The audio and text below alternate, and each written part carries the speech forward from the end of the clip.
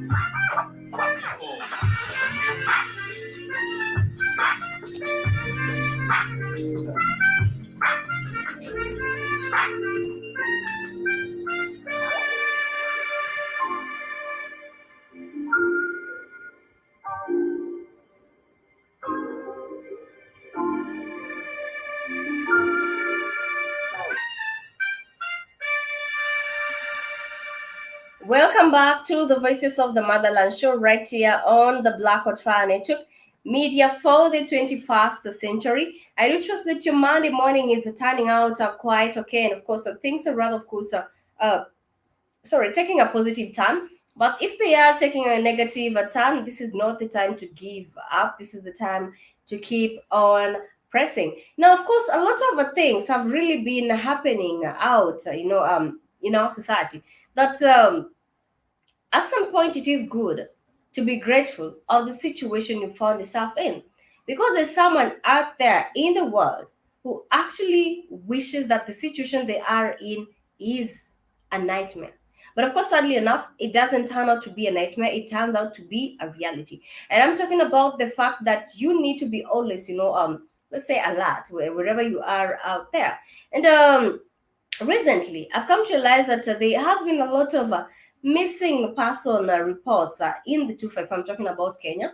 And Kenya is not only among some of the countries that are being affected with, missing people. I believe also in your country, there have been those, of course, situations. But what is disturbing is that on most occasions, when someone is missing, higher chances of them being found alive are quite low. And I'm talking about this happens in Kenya, this happens in South Africa, this happens in Nigeria, this happens in Sudan. This also gets to happen in different African countries, even in Eritrea, just to name, that people get to go missing. But the reason as why these people get to go missing, and some of them they're never found till to date, is because the surge of human trafficking, it is increasing. That most of the time it is adults, most of the time it is young girls, and of course a smaller percentage is the young boys. That this is a trade that is taking place in different African countries, also in the diaspora at large, and no one is really doing something about them. Remember, we are talking about how safe you should be around. It could be when you are in public or even in privacy. I'm talking about even in your homes. That right now things are becoming quite disturbing, quite hectic. That your current situation right now, somebody out there is wishing to be in a situation because of the situation they have found themselves in, being kidnapped or going missing, only for some of them, their bodies to be found. Or for those, I wouldn't term it as lucky, for some of them, to only end up being involved in sex trade, forced sex trade. That is what is happening in our society. And of course, Kenya is not left behind. Over the past few months, I've been saying that there has been the missing, a person, a reporter being, put on different social media platform. But of course, it is actually getting ridiculous. That some of these are missing people. Most of the time, they are found dead, or most of the time, they are not found dead. And in that, remember, this is the Voices of the Motherland show right here on the Blackwood Fire Network. That things are not turning out quite okay. That many people are actually losing their lives. And moving on from that, there has been another update. I don't know if this is a good news. Most of the time you get to be on a social media, you get to be like so chatting with a person, maybe you're dating, or maybe you're just courting, it could be just anything. And the government has turned out to be actually quite on the nerve of making it hard for some people. I'm talking about if you're actually found guilty of sharing pornographic material on the internet. This is actually in Kenya. This is a bill that has been that of course this is a bill that of course is set to be signed. But even before this bill, we did have a penalty for this, in that you risk actually spending 200,000 Kenya shillings for you to be released, or failure to, you seek of course a jail time of either 6 months. Just because you decided to share either pornographic material or pornographic video or pictures on social media. It doesn't matter whether It is your body, or you agreed to doing it. Whether you liked it or not, you are risking something. You are risking being in jail for quite some time. So right now there has been a new bill in Kenya. Remember, I'm giving you updates on what is happening before even I get to venture into the main topic of the day. That on this particular bill, if you are found guilty of sharing any pornographic content online, I don't know how the government is going to track this, because I know this is quite a norm. I mean, this is just more like a part of the things that are actually happening on a daily basis. But if you're found, you get to seek 25 years in jail. Now, this is where I'm like, the government has a little bit shifted in terms of focusing its energy. I mean, we do have fraudsters out here. We do have murderers. We do have a lot of vices that are happening out here. And some of these people have communicated via different social media platforms. And in terms of investigation, for example, the Directorate of Criminal Investigations, most of the time they do not really, care about these cases. Maybe unless the family gets to like pay some huge amount of money for the case to be followed. But if not, the case is just be left like that. So I'm wondering that the same government wants to spend its entire energy on tracking individuals who are actually sharing pornographic materials and getting to jail them for 25 years, or getting to give them a fine of 20 million Kenyan shillings just because you decided to share something pornographic. Maybe you decided, or maybe it's just a part of your business or something like that, that the government has to track you down, and you have to pay 25 million, I mean 20 million, or risk being in jail for 25 million, alongside murderers and all sorts of, do I say, let me just use part of the hardcore criminals actually, that you have to share your life with them just because your mistake was just because you shared some pornographic content. And then here again I say that the government is quite I think shifting its energy in the wrong direction.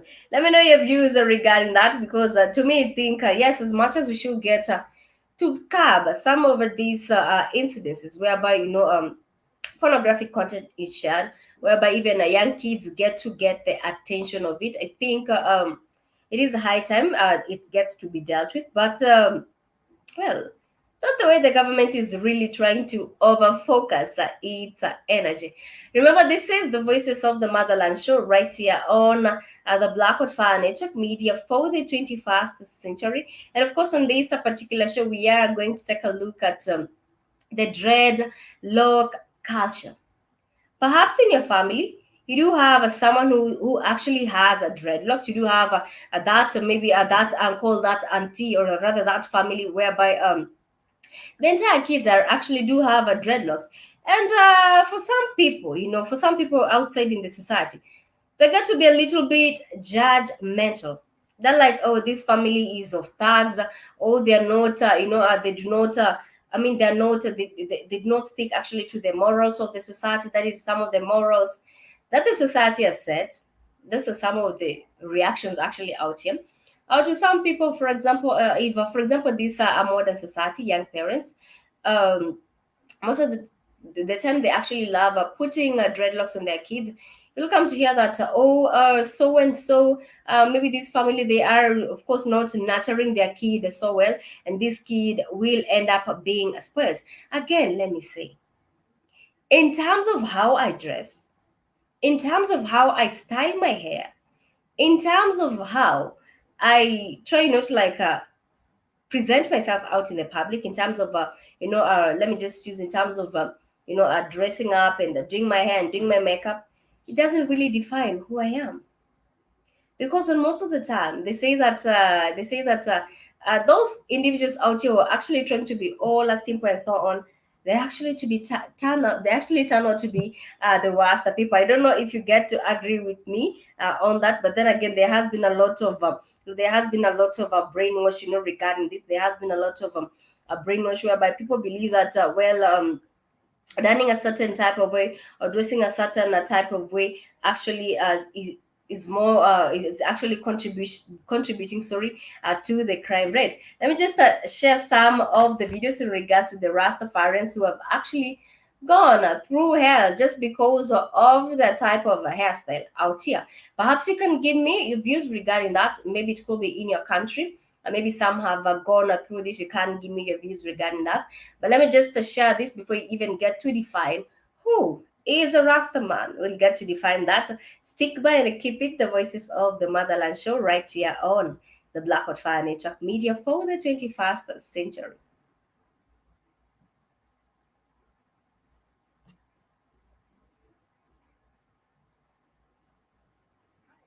It's mid-morning at the Roots Hair Salon when Valentine, a regular customer, walks in.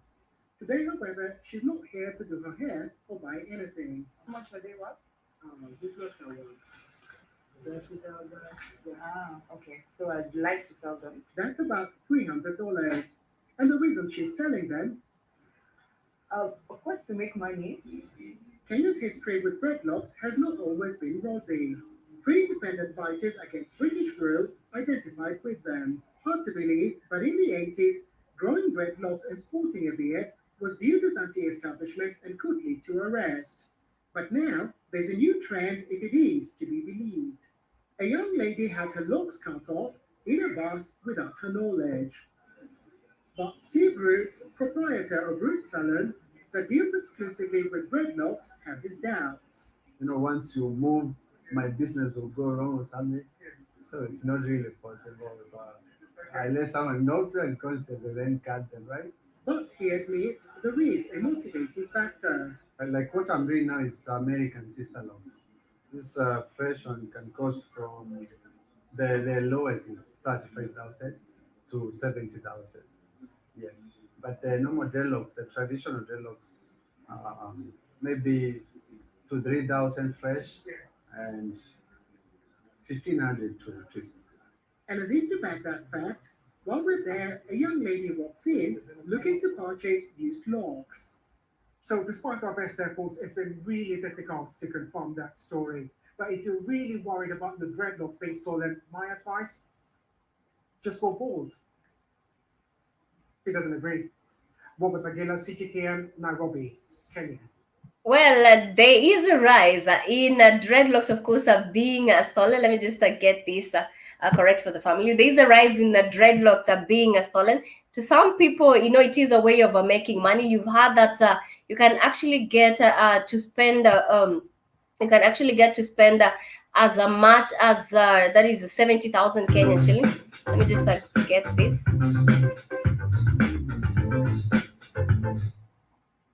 For just 6.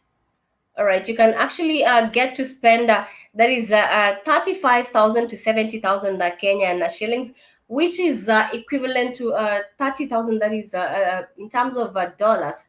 It could be equivalent to not $50, equivalent to okay, let me put it correct. Maybe from $200 actually do have some great dreadlocks on you. That is original fresh dreadlocks. But most of the time, these locks, they are cut from someone's hair, either willingly or unwillingly. So this is a new trend, not only in Kenya, but also in South Africa.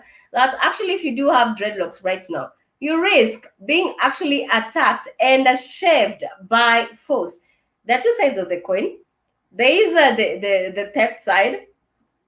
There is also the side whereby families and relatives, and even there's the side whereby policemen actually, whenever they get to see you with dreadlocks, they feel like well, you are a part of a gang. So of course the dreadlock, of course, that is the dreadlock society has been facing issues from time to time. That is has been facing challenges from time to time. They have been linked with crime. I wouldn't say that every time an individual who has dreadlocks, they are of course indulging into crime. Considering for a fact that I actually do have friends who actually do have dreadlocks, and they have a good character. They actually do behave well. If anything, they are just a great pack of people. But to realize that it is not becoming a threat for you to survive with dreadlocks, well, that is something else. But I'm not saying that if you come to Africa, of course, places like South Africa, places like Kenya, we have been known to have, I mean, cases of dreadlocks are being stolen. They have been on the rise. I'm not saying that it happens on a daily, but it's more like if you do have your own gadget and it's stolen, it's more like you maybe going to the wrong place at the wrong time. That is what I'm saying. But this does not mean that you have to restrict your movement. But then again, the issue with the dreadlocks is becoming quite a challenge. Many people are embracing the dreadlock culture. Many people are loving the dreadlock culture. Let me know your views regarding that. This is, of course, in Kenya, but of course, we are focusing also in South Africa. And just two reminders, dreadlocks, they're more linked to be more like a Rastafarians, whereby it is more like a Rastafarian hairstyle, actually. And growing up, I used to listen to some, reggae, and most of the time they actually did get to mention the likes of Haile Selassie. And I believe that Haile Selassie is actually, the founder of these the dreadlock communities. But just to continue, dreadlocks, they are referred to be, the Rastafarian hairstyle, and then most of the time they are washed but not combed, and they are twisted, but not into tight braids. They're just twisted into, more like may put it more like a ringlet, hanging on your head. And some people they have a natural dreadlocks. Some people do have a temporary dreadlocks. But for the natural ones, it means that you were born with these dreadlocks. And I'm talking about in Nigeria. That in Nigeria, there is a certain community, there is actually certain a community whereby kids are actually born with dreadlocks. Well, believe me or not, kids are actually born with dreadlocks because, it's more like a community. They are referred to as Dada in Nigeria. If you come to Kenya, Dada is word meaning sister, or we get to pronounce it as Dada.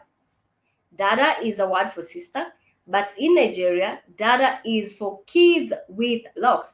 And this particular kids, it's not that it's not that their parents decided, to put the dreadlocks on them, but they're regarded to be mystical children, rather kids, because these kids are actually born with naturally mated or locked hair. Of course, it's more like it symbolizes more like the dreadlocks. Let me just share the screen with you such that you can see it.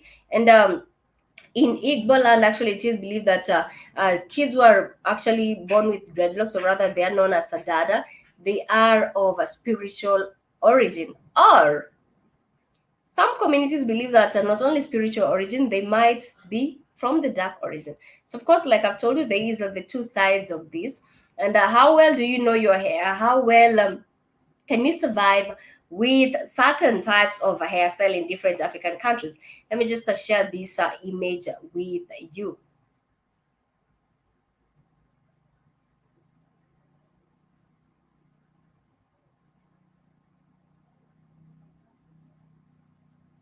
All right, this is in Nigeria.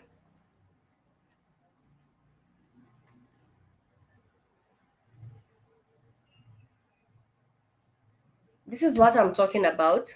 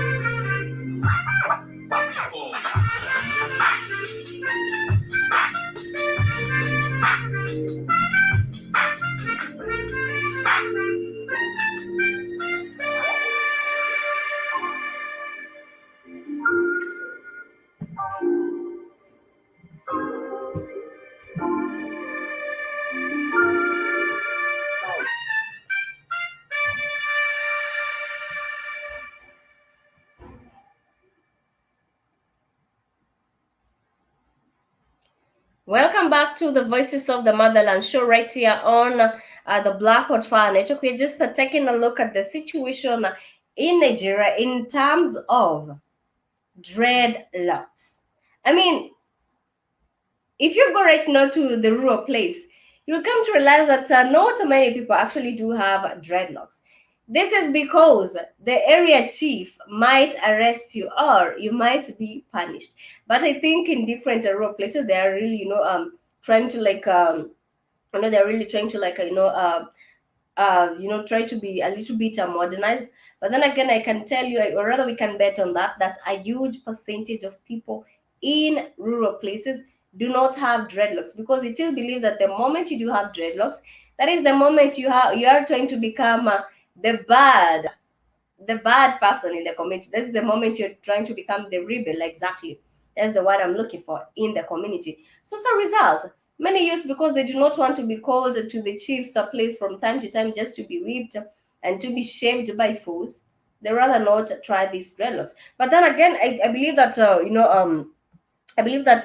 adorning dreadlocks has actually been looked down upon, considering that this is a culture, this is a religion to some people. Because I've just given you an example. For example, the dada, that is kids who are born with hair that is interlocked, they are believed to be spiritual people, or rather, they are believed to be actually evil people.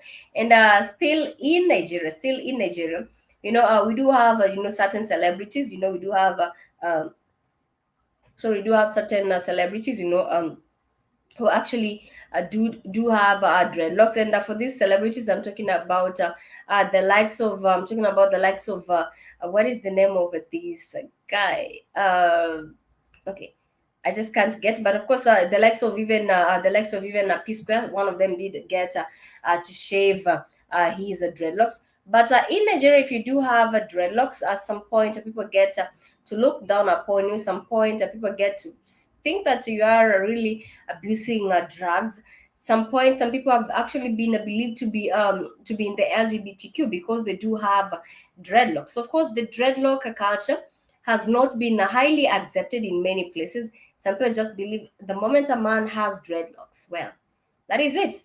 They're no longer a man anymore. They have started being into the LGBTQ, which is quite well, I can say, I don't want to give my verdict on that, but then again, I can say that the dreadlocks, they do have a spiritual meaning on other people, because for some people they believe that these locks, they represent a devotion of purity.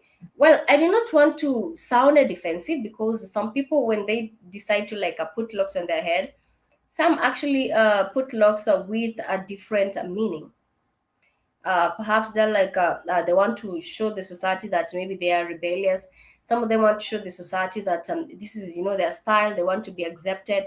Some actually want to show that, yes, I'm in the LGBTQ. Like I've told you, different people have different reasons as to why they get to have these locks. But in the spiritual part, locks get to represent a devotion to purity. And since some of the locks that are found along the head and the face, it acts as a constant spiritual reminder to its owner that they own force, wisdom, and they are expected to generate goodness unto themselves and unto others. This is according to those who believe that having dreadlocks is more like spiritual. That is the Rastafarian culture, rather community. That is what it is believed into. But however, in some countries, in some countries like I've told you, in Nigeria, some countries like you know um in Malawi, in Kenya, some people found themselves in hot soups due to these dreadlocks, and some people believe that the origin, of course, I mean, the founder of dreadlocks, of course, it did come from the one and only, that is that Haile Selassie back then in Ethiopia. And some people have been glorifying him. Actually, in some homes, in some social places, I'm talking about restaurants, I'm talking about maybe pubs. You'll get to realize that these places, they do have the picture of Haile Selassie, because it gets to represent the spiritual form. Well, for the people who actually embrace the dreadlock, that is a culture. Like I've said, I do not have any issue. Some time back, I've tried them, and well, I think I just got tired of them, because I'm that type of person who wants, or rather, who actually likes, styling my hair from time to time. But also on the other positive side is that dreadlocks actually do have a benefit, as much as it is, as much as it has some cultural, significance. They do have some benefits, and some of these benefits is that they are a permanent protective style. So if you are having an issue with your hair breaking from time to time, you can simply try the dreadlocks. Well, because they are known to be permanent protective style, and also you won't have, to like manipulate your hair growth often. Most of the time, for example, me, um, today I'll want to like cut my hair, tomorrow I'll want to like palm my hair and so on. So you get to know to really give your hair time to like grow. And also there's also much wear and tear on your strands, especially women. I do know that you really love your hair when you do have your healthy hair. Of course, we do have I do have some products that you can get used for that. But also, it is good for you to be always cautious, such that you do not end up having stinking dreadlocks, because some people have actually been known not to be really quite clean in terms of ensuring that their locks are clean. But let's take a look at this situation that did get to happen in Kenya some time back, in terms of the the dreadlock culture. Are people really embracing it as much as back then in the days? Has it really changed the way forward for how people actually view the dreadlocks? And of course, I do understand that you and me, we do have our own views regarding dreadlocks. You and me, we do have our own views regarding A dreadlocks. Rastafarian father has That you and me have, of course, our own different views regarding dreadlocks. But let's take a look at this. This, of course, did get to happen in Kenya some time back.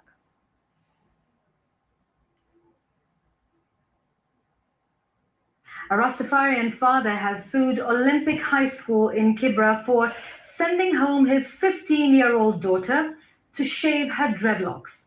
Through his lawyer, Wamboi Shadrach, the father claims his daughter's right to worship has been infringed upon. He also claims his efforts to meet the school head, his deputy, or the education officer in Kibra have been futile. In court papers, the man says he, his wife, and 5 children keep dreadlocks in line with their religious beliefs and not as a fashion statement. The case, certified urgent, will be heard on Thursday, the 16th of June. Sending home his 15-year-old daughter to shave her dreadlocks.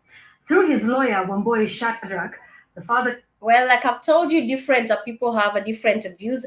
Perhaps you'll get to realize that maybe they had a teacher, rather the head mistress of this particular school, grew up in that society whereby they believe that for you to be associated with locks, you are actually trying to be rebellious. And considering that this is a high school, and that this girl, of course, is of course at a very young age. So of course it actually looks like it's more like being a little bit rebellious. But then again, that is not the case, because some people, you can take a look at the screen of this is just an entire family whereby they actually the dreadlock is more not like a fashion statement, but it is more like it's more actually like a spiritual journey. So there you have it, that they are actually a different mindset regarding the dreadlock culture.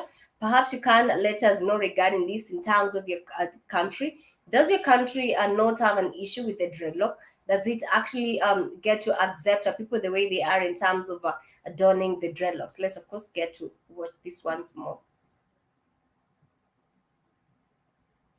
Rastafarian father has sued Olympic High School in Kibra for sending home his 15-year-old daughter to shave her dreadlocks.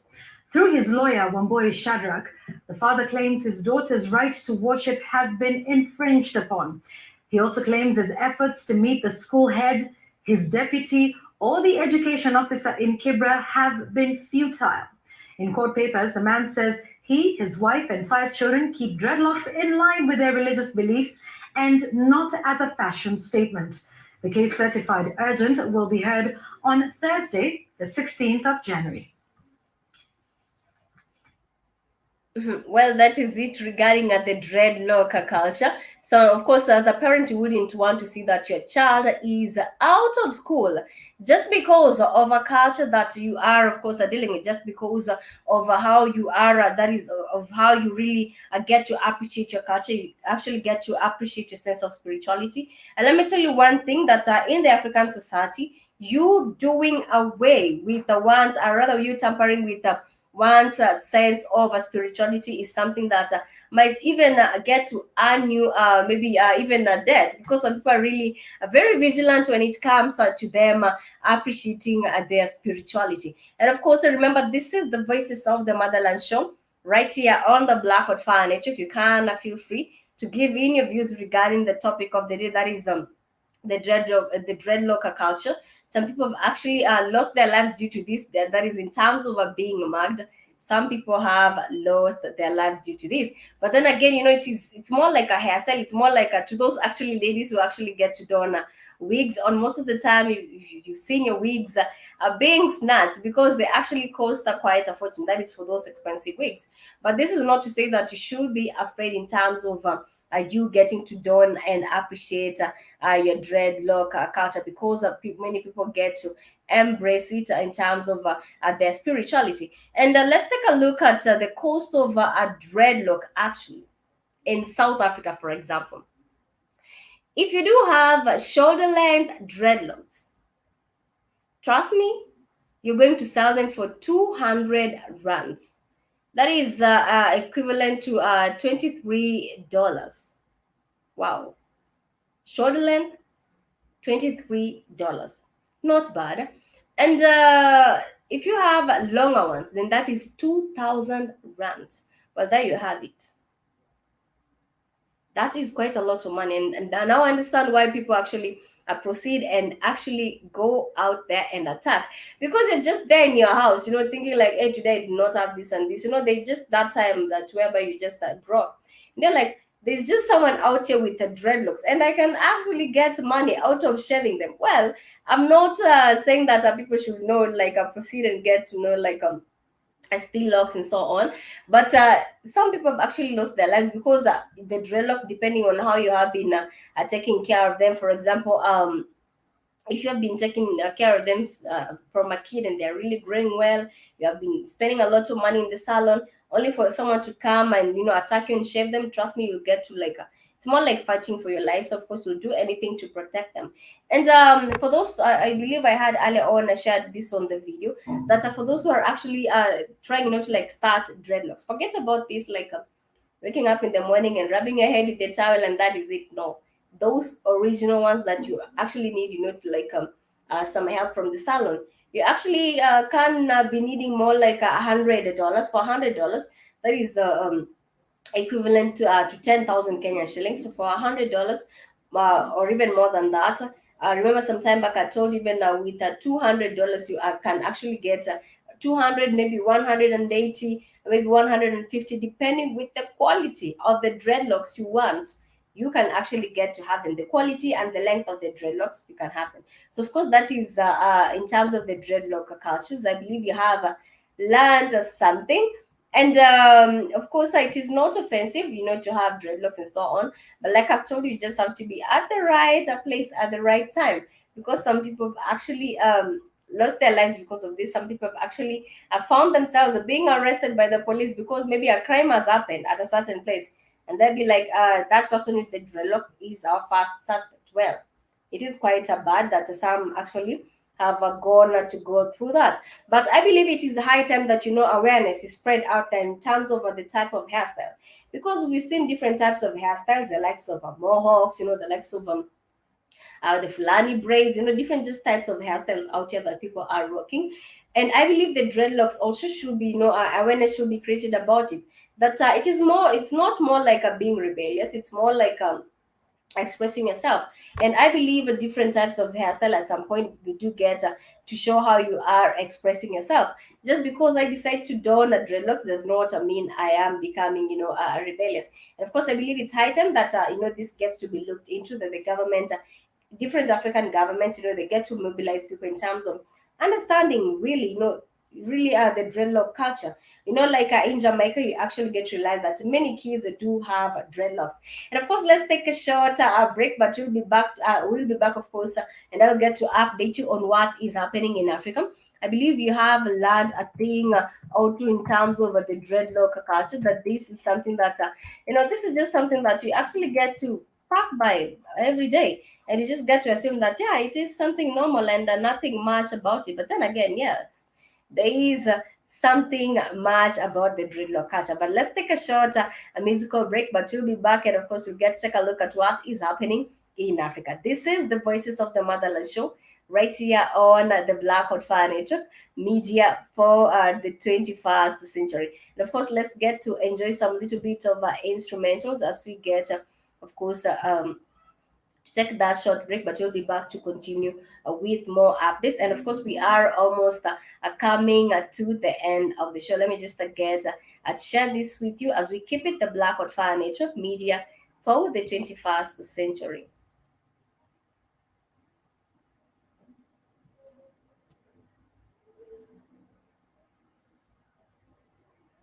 All right, here we go.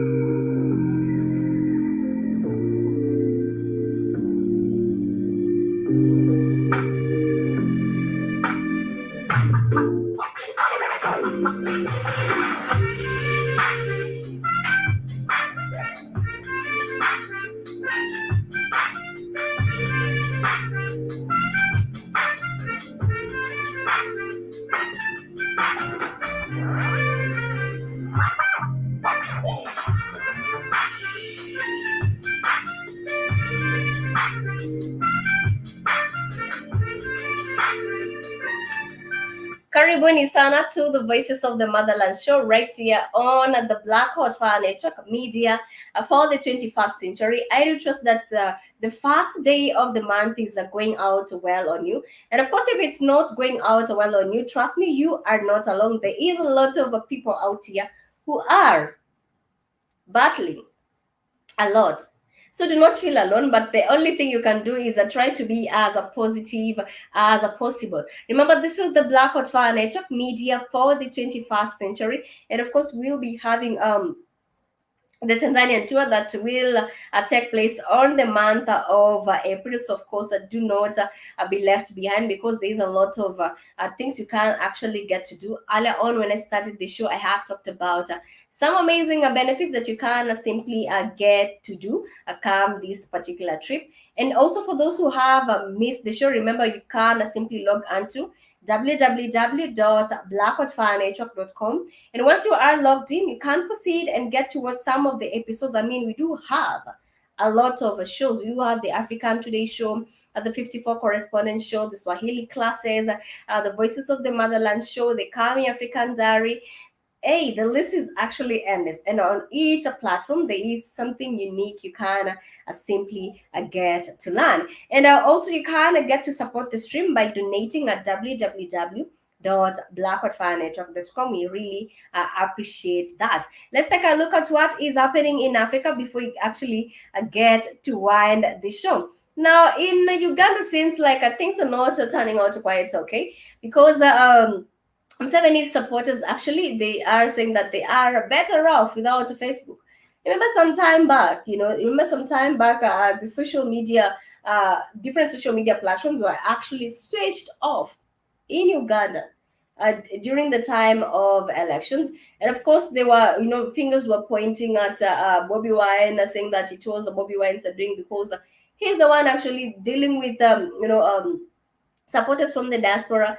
Other fingers are pointing at Museveni, but politics is all about. It's just a different. Politics is not my cup of tea, but politics is more. It's more like a poker games, in that you get to say it is this and that. But just to say that the supporters in Uganda, they're saying that they're better off without Facebook. Of course, these are Museveni supporters. I mean, how are you? It's really being paid by this politician is something. Because in a normal sense, you know that being on Facebook, or rather being on the internet right now, it is the only way for you to get to know what is happening around the world. It is the only way for you to get to be like interactive a little bit. So for you saying that you do not, or rather you're better off without a Facebook, well, that is upon you. But this is from Museveni supporters. I believe they are trying, to intimidate Bobby Wine. But all these politicians, they do have a hidden agenda. But today you might be supporting Bobby Wine, but only for us to realize maybe it's even worse than Museveni.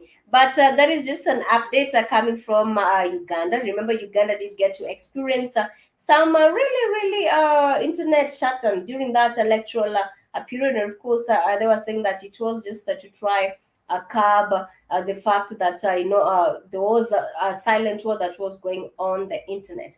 And also in terms of other of course updates, remember earlier on the morning show I had told you that South Africa has actually eased its restrictions, because it believes that after the vaccinations have been given out, that the COVID has been a little bit dealt with. And right now we do have a Ghana, whereby Ghana is also about to start the COVID that is a vaccine, whereby we do have the Ghana lead, of course, becoming the first recipient to receive the COVAX vaccine. Remember, Ghana is among some of the countries to receive the COVAX vaccine. I'm talking about President Nana Akufo-Addo is the first person to receive the COVAX 19 in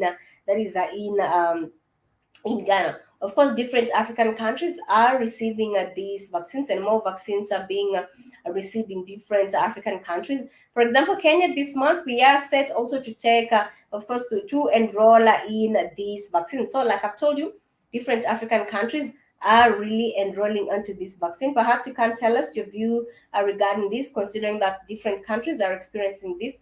Perhaps you can tell us that perhaps if your country has started this, or what are some of the experiences, or maybe if there are some side effects, you can perhaps tell us this. Of course, many people are just a little bit skeptical about this. This is due to the fact that we have been given different vaccines, we African countries, and only we come to realize that, for example, the polio vaccine, some people, rather some children, actually the children, some of them ended up being crippled because of the vaccine that was given to them. Anyway, let us just be vigilant, because we wouldn't want anything at all to happen to us, of course. That is to happen to anyone, not only in the family, but of course everyone as well. And of course, we are almost coming to the end of the show, but I'd love to congratulate the First Lady. I'm talking about Dr.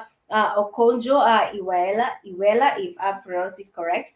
Yes, Dr. Okonjo Iweala is the first woman and the first African to occupy the position of the World Trade, of course, that is to occupy the position of the World Trade Organization. It did get to happen. Last week, I believe it did get to happen last week, and I'd love to congratulate her. And of course, on this particular platform, they are having concerns in regards of China's trade policies and how equipped the World the World Trade Organization is going to deal with them. We've been talking about different African countries actually getting to buy products from China, actually get a lot of equipment in terms of machinery, in terms of even vaccines. All the way from China, and some people have actually complained that China is playing a fall on different African countries. But we are waiting to see whether this particular organization is going to deal with these once and for all. This has been the Voices of the Motherland show, and my name is Carmen. And of course, it has been quite great getting to interact with you. Remember, you can reach out to Keith, and he will give you the way forward regarding the Tanzanian trip that is set to take place next month. You can also proceed and get you can also, of course, proceed and get to be interactive with the family by simply logging on to www.blackhotfirenetwork.com. And once you are logged in, you can proceed and get to enjoy some of the music. You can get to read the blogs. You can get to watch the episodes. That is some of the videos that you might have missed. You can like them. You can share the videos. You can also subscribe to the channel. You can also support the stream at Cash App, MrBlackHotFireNetwork.com. I do trust that you have learned something, especially in regards to the dreadlock culture, which is something which is actually a debate for quite a lot of days, because it's more like an awareness that is created out here that basically is going to take quite some time, for people to get to really understand this, or rather to get to accept it. But it's more like it's more like just a debate. But I really appreciate everyone who did get to listen to the show, did get to tune to the show, or got to be interactive on other platforms as well. Do keep it the Voices of the Motherland show, and remember, we do have other shows as well. I'm talking about the African Today show. We do have the 54 Correspondence show, Swahili classes. We do have the Express show. We do have that is the Kami African Diary show. There's just a lot of shows. You can simply get to be interactive with us right here on the blackhotfirenetwork.com. Do have a productive Monday, and keep it the Black Hot Fire Network media for the 21st century. And my name is Kami, and this has been the Voices of the Motherland show. Muwe na siku njema, and thank you so much for everyone who actually did get to tune in to this particular show.